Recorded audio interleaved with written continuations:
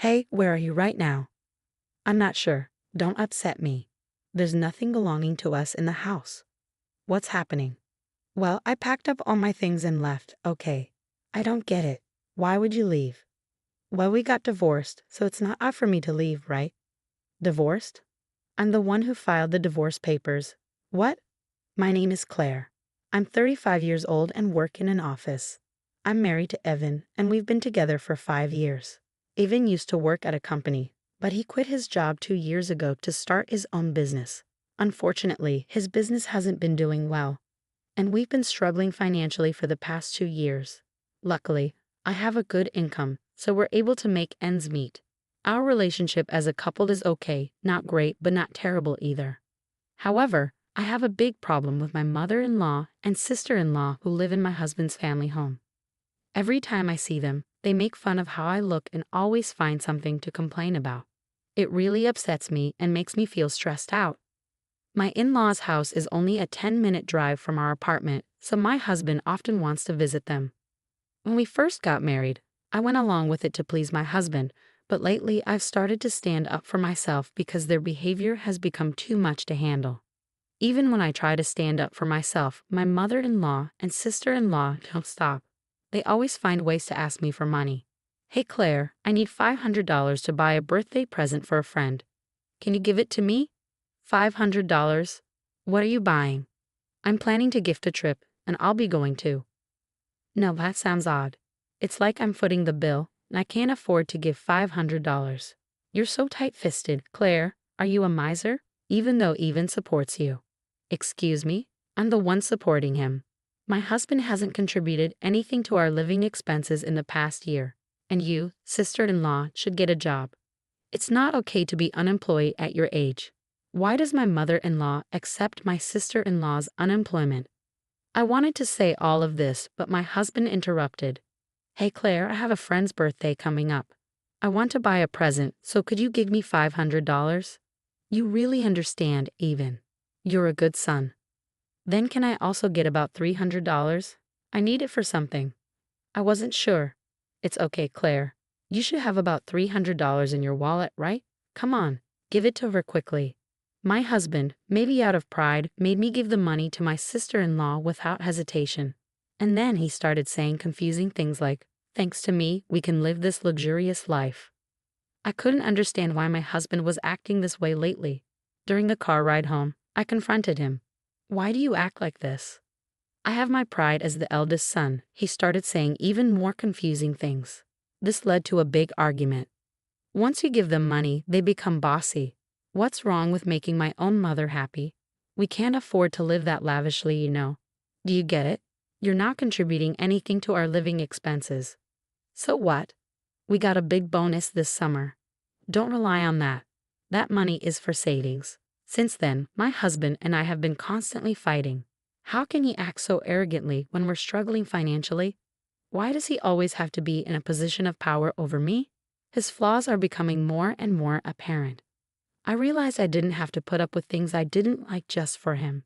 So when he recently said, "We're going to my mom's," I responded, "You go by yourself." My husband tried to argue, saying, "What do you mean? It's normal for the wife to come too." But when I pointed out, "So you're abnormal because you don't come when we go to my parents' house," he got annoyed and said, "Do whatever you want," then went to his parents' house alone. A weekend without my mother-in-law and sister-in-law was such a relief. It felt so comfortable and nice. With some free time to myself, I focused on working towards my dream, and that dream is to buy my own home. I spent time researching online and ordering brochures. My dreams and aspirations were growing, and just thinking about my new house made me excited. As I looked at different furniture options online, I imagined carefully arranging them in my future home. Lost in these thoughts, time passed quickly, and before I knew it, evening had arrived and my husband was back. "Oh, welcome home." Oh, is he still upset? How childish. He should act more mature as a grown man. I wasn't trying to cater to my husband, so I continued making dinner without speaking to him. Then out of nowhere, my husband spoke up. "You've been quite bold lately, huh? Standing up to me and saying you don't want to see my mother and the others." Defying, we're equals in this relationship. Besides, your mother and the others always criticize me, so I don't want to visit your parents' house anymore. That's what I mean by being bold. Normally, wives are expected to obey their husbands. If you say I can't do that, you're talking about divorce, right? Divorce? Are you surprised that I wouldn't mind being divorced by you? But I'm really upset with you. I've already prepared my part of the paperwork so it can be submitted anytime. I'll let it go this time, but if you defy me again, it'll be an instant divorce. Think about that. With that, my husband smirked and ordered, I'm going to take a bath. Hurry up and make dinner. Once I confirmed he was in the bath, I couldn't help but feel relieved. Yes, now I can end things with that man whenever I want. I cooked dinner happily. From then on, I worked hard to save money. I was almost ready to make the down payment. It was difficult to contain my excitement and keep from smiling. But in front of my husband, I acted calm. Finally, I bought a house in my own name. All that's left is to get a divorce after the house is ready and leave the home I share with my husband. I started packing my belongings little by little without my husband noticing and sent them to my parents' house temporarily. I had told my parents everything, and they understood my situation. Finally, the house was finished. When my husband went to his parents' house as usual on the weekend, I moved all my things to my new home. The new house is very comfortable, and both the inside and outside are just as I imagined. As I enjoyed the pleasant scent of a new home all day, my husband called me that night. Hey, where are you? Well, where do you think I am? Don't play games with me. There's nothing left in the house. What's happening? Well, I packed up all my stuff and left. What? I don't understand. Why would you do that? Well, since we're divorced now, it's not unusual for me to move out, is it? Huh? Divorced? I already filed the divorce papers. What? We're not together anymore. Don't try to fool me. I won't accept that. But you were the one who said we could get divorced whenever. As a businessman, you should stand by your words. Anyway, this is the end for us. With that, I hung up the phone. Finally, I was free from my husband. That night, I slept peacefully. Living in my new home was so comfortable, and every morning, I woke up feeling refreshed. Today, I decided to invite my parents over to my new home for the first time. As I was cooking alone in the kitchen, my parents arrived with a bottle of celebratory sake. They were both surprised and impressed by my new home. And then the three of us raised our glasses for a toast. Even though it was a bit early, we started celebrating. Suddenly, the doorbell rang. Huh? Who could it be at this hour? When I checked the intercom, I saw my ex-husband, ex-mother-in-law, and ex-sister-in-law standing there. Why are you here? From now on, my parents and I will be living here. My father is in the hospital right now, but when he's discharged, he'll also be living here. Please leave immediately. No way, that's absurd. Why should I do that? Please leave my property right now. Then my ex-mother-in-law stepped forward. You cheeky girl, listen. What's yours is mine. If you understand, open the door. What are you talking about? I'm single now. Huh? Didn't your son tell you? We've already filed for divorce. We're strangers now. Upon hearing this, my ex-mother-in-law and ex-sister-in-law looked at my ex-husband.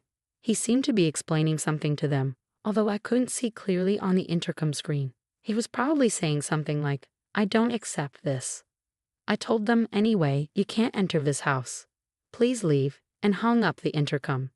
As my ex-husband continued shouting at the front door, demanding to talk, I was at a loss for what to do to make him leave. Then, to my surprise, a police car pulled up in front of my house, and they took my ex-husband into custody. From inside, I could hear my ex-husband protesting and struggling as the police pinned him to the ground. It hurts. Why is this happening to me? Meanwhile, my ex-mother-in-law and ex-sister-in-law stood there in shock upon learning that their son was divorced. They weren't arrested, but they were escorted away in the police car. After watching my ex-husband and his family being taken away, I returned inside the house, wondering who had called the cops. Then, to my surprise, my father made a peace sign. In situations like this, you call the police immediately. Trust your always calm dad. We continued our party with another round of drinks. As for how my ex-husband found out where I live, it turns out he followed me home from work because he admitted to stalking me. If he shows up again, he'll be arrested on the spot. With his timid personality, it's unlikely that he'll come near this house again. I also obtained a restraining order against his family. After the incident, it seems my ex-husband's business went downhill, and he accrued a lot of debt. With the divorce, the financial support he and his family were relying on from me was cut off. Additionally, with his father in the hospital, they had no source of income, so they had to sell their house. It's a case of reaping what they sowed. On the other hand, I invited my parents to live with me in my new home. They're very happy, calling me incredibly filial, and they're enjoying life in our new home.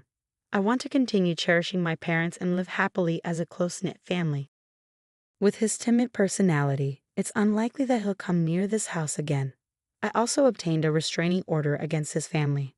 After the incident, it seems my ex-husband's business went downhill, and he accrued a lot of debt. With the divorce, the financial support he and his family were relying on from me was cut off. Additionally, with his father in the hospital, they had no source of income, so they had to sell their house. It's a case of reaping what they sowed. On the other hand, I invited my parents to live with me in my new home. They're very happy, calling me incredibly filial, and they're enjoying life in our new home. I want to continue cherishing my parents and live happily as a close-knit family.